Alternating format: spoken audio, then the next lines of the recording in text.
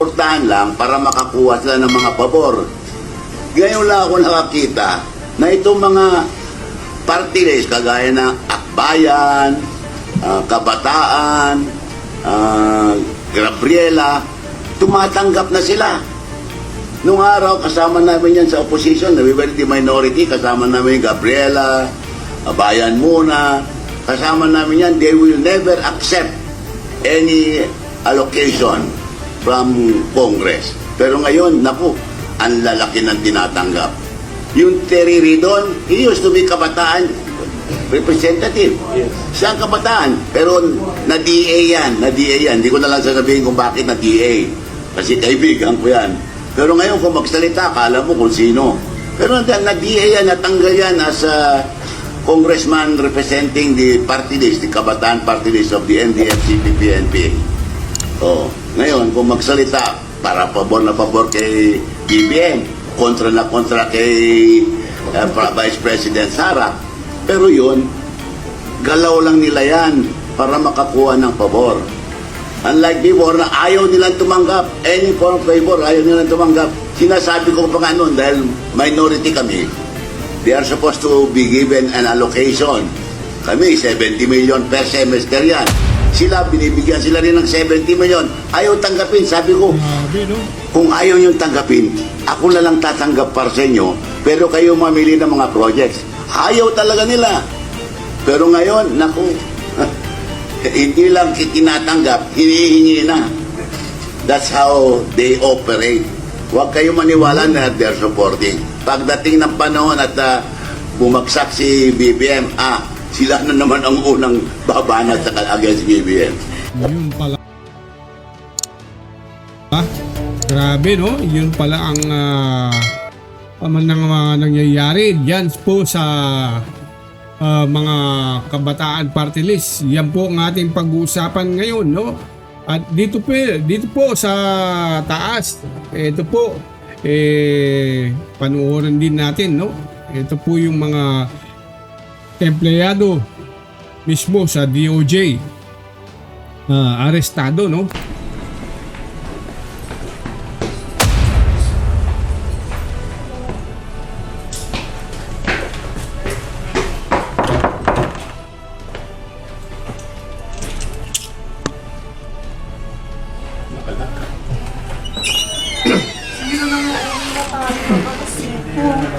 Kwatro nga lang ako.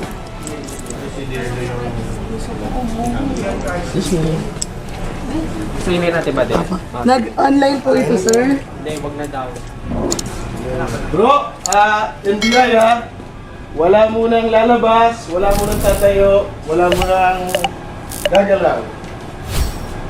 Yun po. Yun ang ano po, malupit na balita dyan, no? DOJ. Isang empleyado ng DOJ, yan, arestado. Ito po ang ating mga pag-uusapan ngayon na ang mga revelasyon naman ni Attorney Bello. Ito po yung kasama po lagi ni Tatay Digong din, no? At yan po, i-reveal niya po ang mga kabataan party list na tungkol po kay Terry Ridon, no? At ikukwento niya po ang mga pangyayari. Bakit noong panahon nila hindi sila tumatanggap ng mga allocation dyan po sa Congress. Siguro nahihiya kay Tatay Digong, no? Di ba? Ngayon, sila pang humihingi ngayon. Panahon po ni Marcos Jr., no? Grabe. Talagang pag mga Marcos talagang mga usong-uso po yung mga insertion, mga nakawan. Yan, hindi po mawawala yan basta pangalang Marcos, no? Yan po ang mga legacy. Diba? Yan po talaga ang mga legacy ng mga Marcos sa mga nakawan. Walang tatalo pagdating sa mga ganyan, no? So, yan po. At yan po sa taas, mamaya i-play na ho natin. Kay Attorney Bello muna tayo siguro para mabilis na po ang ating mga tatalakayin, no?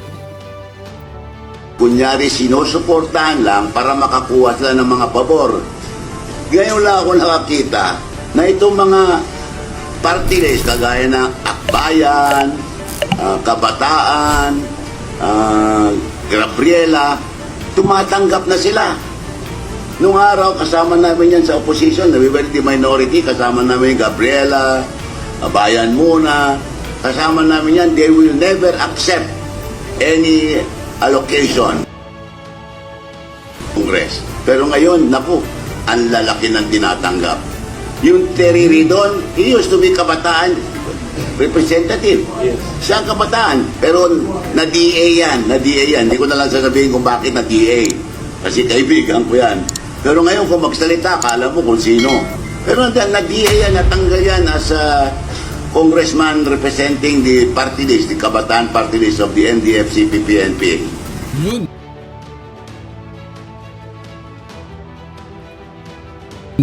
Tama po ang sinabi ni Attorney Bello, no? Diyan po sa Terry Redon na yan. Kala mo po kasi pag nagsalita ngayon, talagang alam mo niyo po yung mga kabuti, biglang sumusulpot. Sa panahon po ni Tatay Digong nung wala mang kakayahan magsalita tong taon to.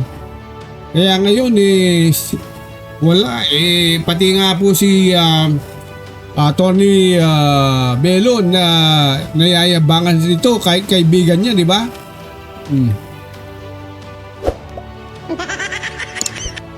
Yan ang mga malulupit na mga congressman ngayon. Yung mga marami pong insertion para mga nanakawin, no? So, yan ang kwento po ni Attorney Bello at pati na po yung mga Makabayan Black at mga Kabataan Party List na talagang nirepresent po ang mga NDF, CPP, NPA. Ayan po. Yan po ang kanyang mga revelasyon. So, sa akin, kahit di kayo maniwala, kaya Attorney Bello na lang kayo maniwala, talagang hindi naman po siguro magsisinungaling to si attorney. Alam niyo naman po, ang mga kalakaran sa politics, ganyan no talaga no? Pero grabe kasi ang corruption ngayon, lantaran no?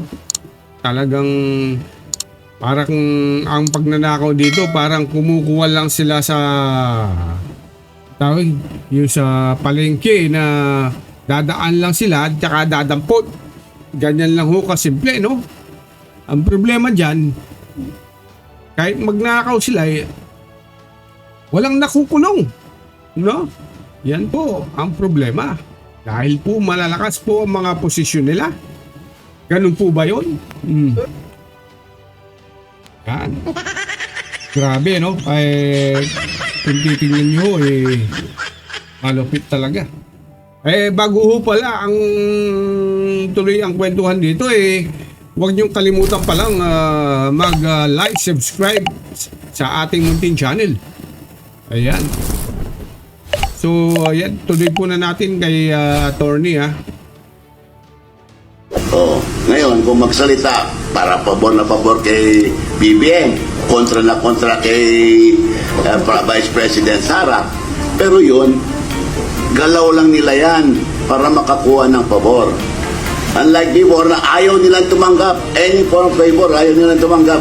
Sinasabi ko pa nga noon, dahil minority kami, they are supposed to be given an allocation. Kami, 70 million per semester yan. Sila, binibigyan sila rin ng 70 million. Ayaw tanggapin. Sabi ko, kung ayaw niyong tanggapin, ako na lang tatanggap para sa inyo, pero kayo mamili ng mga projects. Ayaw talaga nila. Pero ngayon, naku, hindi lang tinatanggap, hinihingi na. That's how they operate. Huwag kayo maniwala na they're supporting. Pagdating ng panahon at bumagsak si BBM, sila na naman ang unang babanat sa against BBM. Yun, no? Ayan, narinig po natin ang mga pahayag po ni Attorney Bello. Naku, grabe ka ha. Grabe po, Attorney ha. Binigyan yung idea si Marcos Jr. Alam na po niya ang gagawin niyan.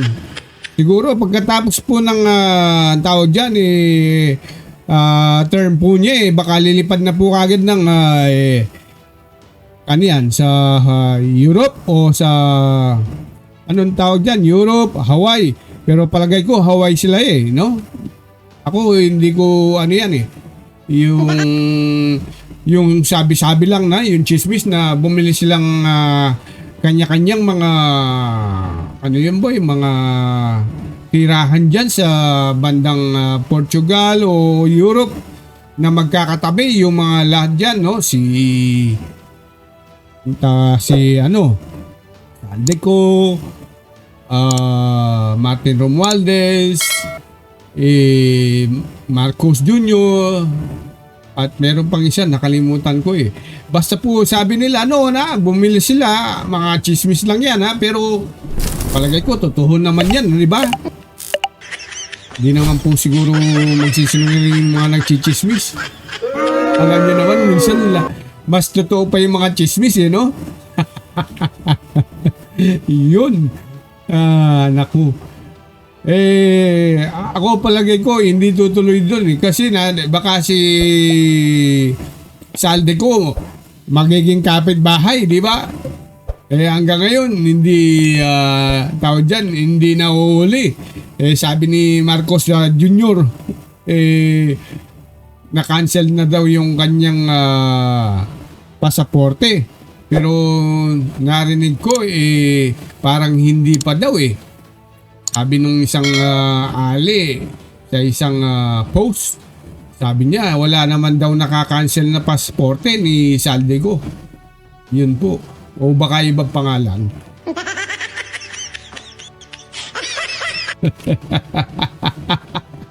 Yun.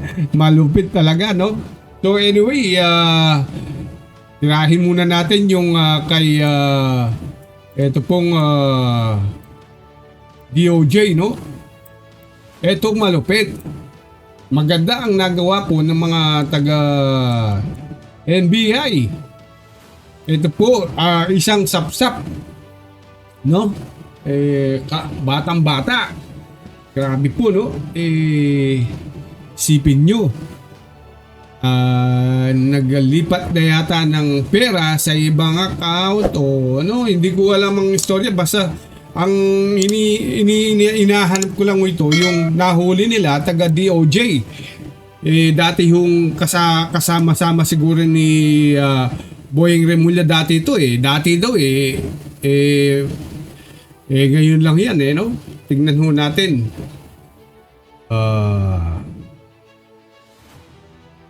Play natin ha.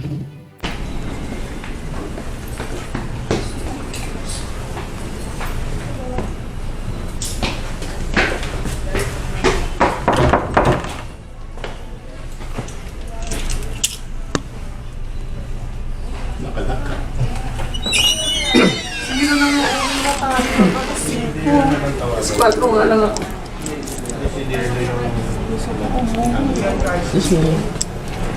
Gusto yun natin ba din? Nag-online po ito, sir. Hindi, wag na daw. Bro, NBI wala mo Yun. nang lalabas, wala mo nang tatayo, wala mo nang gagalaw. Walang tatayo, walang gagalaw. Saan si John?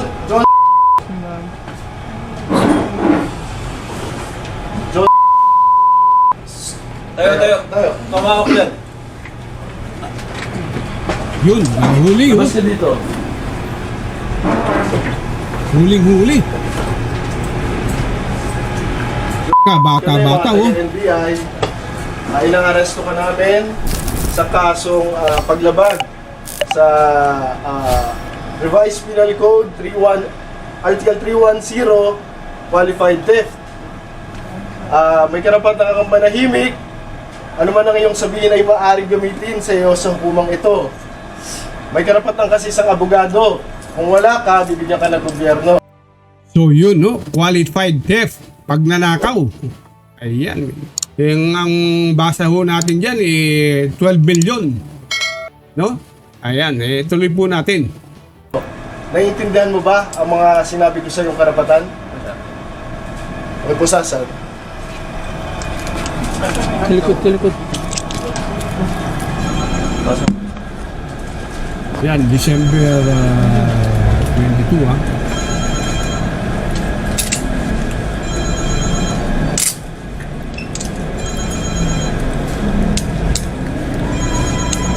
Sa Body search. Okay. okay na, pa-check yung mga gamit, cellphone, kung ano meron sa dito. Diyan ka lang, huwag kang gagalaw. Alam mo, bata oh. Sige. Doon Mahina ka, bata. Bro, labasin mo na, bro. Isang ahen po sa pinto, aking bantay lang. Labas mo. Puka dyan. Diyan na inventory sheet mo? Mark.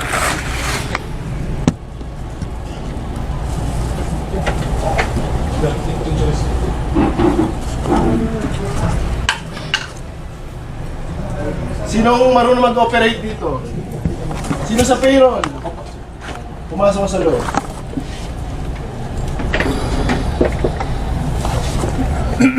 Alam mo anong ginawa mo? Pa-visual lang, pa-visual search kung Ha? ano pwede makita.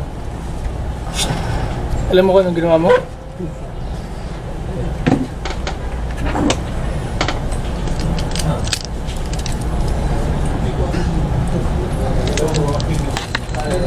Tapos may wallet mo. So yun po, yan ang empleyado po ng DOJ nakasuhan po ng pagnanakaw. Ang halaga po yan ay 12 million. Yan po. At yan, basahin po natin ang mga comments dyan po sa bidyong yan. Ayan po, hintayin natin. So yun po, bago po natin lahat basahin itong mga hindi naman po lahat, napakarami naman ito. Ubus na naman tayo ng 2 oras pag binasa ho natin to. Ayan, dito po, yan po, kung gusto nyo po, pwede nyo rin pong i-search ito sa sa YouTube, no? Isulat nyo lang po, empleyado ng DOJ arestado dahil sa paglipat umano ng 12 billion public funds. Yan, no? Yan po ang kung gusto niyo pong basahin yung mga comments, pero kung ayaw niyo na po, babasahin ko na rin dito para medyo maliwanaga kayo kung ano mga comment po ng ating bayan. Yun po ay patunay na ang boses nila. So ako na lang po ang boses ng ating bayan. Di ba? Ganun lang po yun. No, yan. Yan. So, tignan ho natin ang unang comment. Yan. Yan, kulong agad. Yan, walang kawala. Pero mga senador na billions ninakaw, sarap pa ng buhay. Grabe, no? Yan to. Talagang totoo naman po ang reply ng mga comment ng mga ating mamamayan, no? Kulong agad dito samantalang ang mga magnanakaw na ating mga politician hindi nakukulong. Trilyon-trilyon ang ninakaw. Diba? San ka pa? Sa Pilipinas ka na lang, diba? Itong batang kulang pa kasi ang ninakaw. Dapat umabot lang ng mga bilyon ang kanyang ninakaw. Diba? Oh. Kung bilyon lang ninakaw mo, boy, palagay ko hindi ka mahuhuli dyan. Diba? Magnakaw ka kasi, kakapiranggot At magnakaw ka, bilyon-bilyon. Para may laban ka pag sa mga abogado. Meron alam na kasi ng mga abogado yan yung mga ibang abogado alam mo na, pera-pera din naman yan kung magaling ang abogado mo, di ba? absuelto ka pag napasa ka dyan sa mga korte-korte, di ba? Sayang kukunti kasi ang parang nagnakaw ka lang ng sardinas dyan sa may sari-sari store. Hindi siguro naturuan ng tamang pagnanakaw ito no? Anyway, tignan na natin yung ibang mga comment. What kind of justice system? Justice system is that when the culprit happens to be lowly employee, mababang empleyado, swift action takes him to the slumber, but the big kahunyas, justice turns a blind eye. Tayo po, hindi naman ho tayo bulag. Mga mamamayan, hindi ho bulag. Alam na po ang mga kalakaran dyan sa ating bansa. Itong batang ito kala siguro hindi mahuhuli dahil para sa kanya malaki na siguro.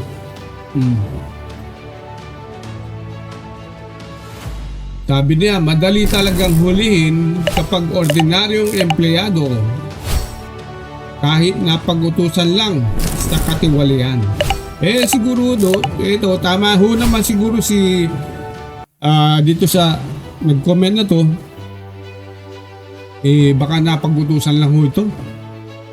Ang problema dyan baka maganda ang tono niya kanyang boses, no? Pag umawi. Sabi pa ni Hayana, naku siguro may mga nag-utos niyan na mga upper position. Bata pa yan, takot pa yan gumawa ng kalokohan. Yun nga, Grabe, talagang hindi na lang siya makakibo Sabi nung matindi rito nakit? Ba't nakit? Nakit si Recto, hindi pa nakulong. Bakit siguro hindi nakit to? Bakit si Recto hindi pa nakulong? Inilipat niya ang pondo para sa PhilHealth. Yun ang magandang tanong. Kahit sagutin ko yan, talagang aabot tayo ng 2 taon bago makukulong yan. O mga 2028 pa. Alam niyo naman alam niyo naman ng ating bansa kapangyarihan na ng mga administrasyon ngayon. Wala ho tayong nagagawa. Hanggang ngak-ngak lang ho tayo ngayon, no? Ano kaya ang magandang solusyon para agad po makulong bago itong bago mag-New Year? Ito nga si Marcos Jr. Nangako. Nabudol na naman ang mga Pinoy. Yan. Talagang binubudol. Sabi niya, sa kulungan magpapasko. Ayan. Sino kayang nakulong? Wala man nakulong. Ang nakulong na ho yung mababang isda. Maliliit yung mga sapsap. Yan po si mga Diskaya na nasa Cebu pa po. Diba? Recto! Nasa ba? Diba?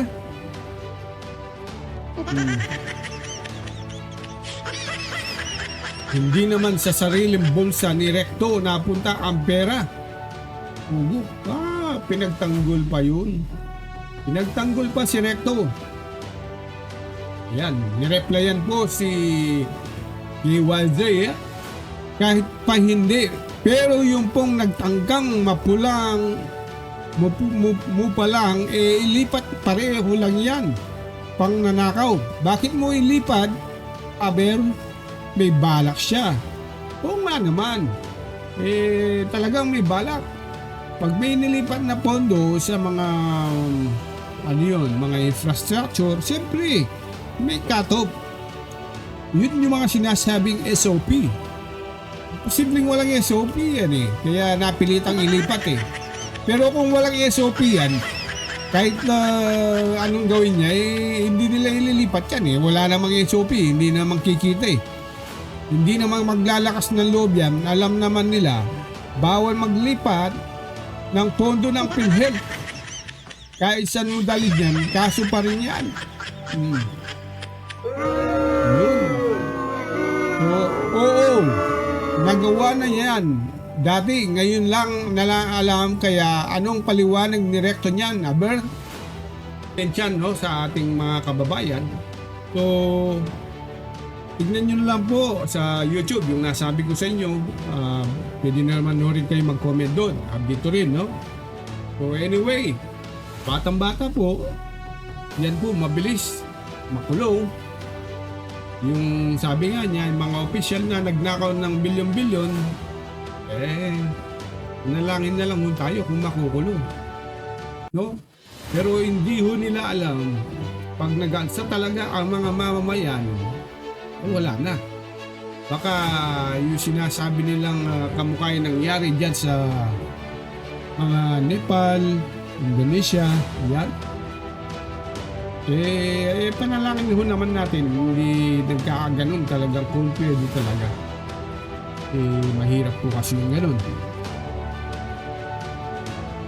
Anyway po, maraming salamat sa inyong panunood. Hindi po kasi maganda yung mga balita natin ngayon. Dapat kasi hinuhuli dito yung mga malalaking isda, hindi yung mga dilis lang. Oh, ganyan po. O yan. Syukran.